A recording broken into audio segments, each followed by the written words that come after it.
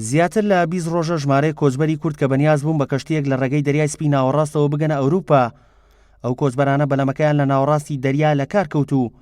سەرەڕای ئەوەی پەیامی یارمەتیان ئاراستەی چەندین وڵات کردووە لەوانە تورکیا و یۆنان، بەڵام تەنها لەلایەن هێزی دەریایی میسرەوە وەڵامی پەیامەکەیان دراوەتەوە و ئەو هێزانە چوون بەهانایانەوە و گەیەنراونەتە خاکی میسر. کە سوکاری ئەو کۆچبەرانە چەندین لایەنی پەیوەندیداریان لە گرفتەکە ئاگادار کردوێتەوە، بەڵام کەس بەهانایانەوە نەچوون و بە هەوڵ و ئەرکی هاوسەرۆکانی یەکێتی نیشتیمانی کوردستان و نوێنەرایەتی یەکێتی نیشتیمانی کوردستان لە میسر تەواوی ئەو کۆچبەرانە ئەمڕۆ بە سەلامەتی گەڕێنرایەوە هەرێمی کوردستان. ئێمە لە تورکیا بەڕێکەوتین بەرەو ئیتالیا، نزیکەی 3 ڕۆژ و 3 شەو بەڕێکەوتین گەشتینە نزیک جەزیرەی کریتی، دوورگەی کریتی. لەوێ شەپۆلێک لێی داین شەلاعەکەمان پەکی کەوت پسا. ئیتر دوایەوە مەچینەکەمان سووتە، ڕۆژشەوێک بەبێ ئیشکردن یەختەکە ماینەوە لەناو ئاوەکەیە. دواتر بە سەفینەیەکی بازرگانی میسری بوو بە چوادۆرماندا سوڕێت تا 12 سەعات بۆی هیچمان لێ نەیە، تووشمان بوو، داوای هاوکاریمان لێ کرد.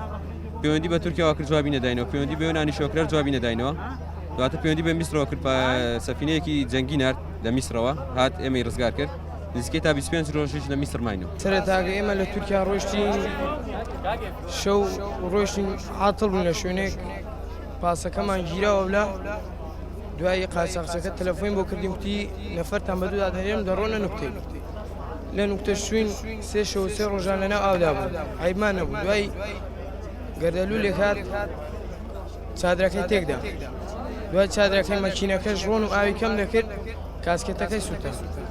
شەو ڕۆژێک لەناو ئاومانەوە و تەلەفۆن و تەلەفۆنکاری بۆ یۆنان و بۆ تورکیا ئەڵا دوای میسی بە فریامان هات و دەستخۆشی لێ دەکەین و مەمنون. کاتی خۆی بە بەلەمێکی تورکی کە هەڵگری ئاڵای تورکیا بۆ تورکیاوە ویستویانە بەرەو ئیتالیا بڕۆن، لە ڕێە بەلەمەکەیان پەچێکەوێ، بە سوپاسەوە قوواتی دەریایی مصری فریایانەکەوێ و ئەیانێنێتە مەسر.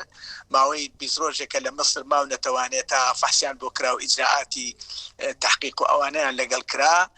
بە هەوڵ و هیمەتی سەفارەتی عێراقی و قونسوڵێتی عێراقی توانرا ڕزگار بکرێن و توانرا بگەێنرێنەوە لای خۆمان.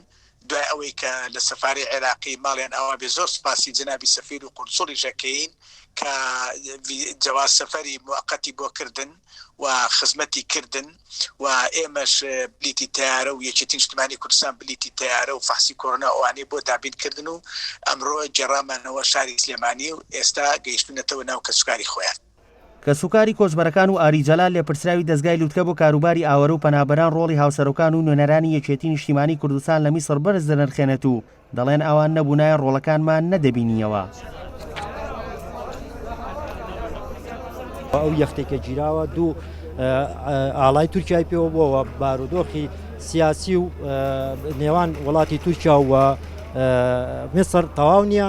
بۆیە ئێمە بۆ ئاستێکی باڵاتر هەوڵماندا ئەویش کە داوامان لە بەڕێز هاوسەرۆکی یەکێتی نیشتیمانی کوردستان کاک شێخ لاور کرد کە لە ڕێگەی مەکتەبی علاقاتی خۆیانەوە لە میسر هاوکارمان بن، دەرەنجامەکەی لەخوا بەزیابێ سەرجەمیان بە سەلامەتی گەڕەندرانەوە و ڕادەسی کەسوکارەکانیان کرانەوە.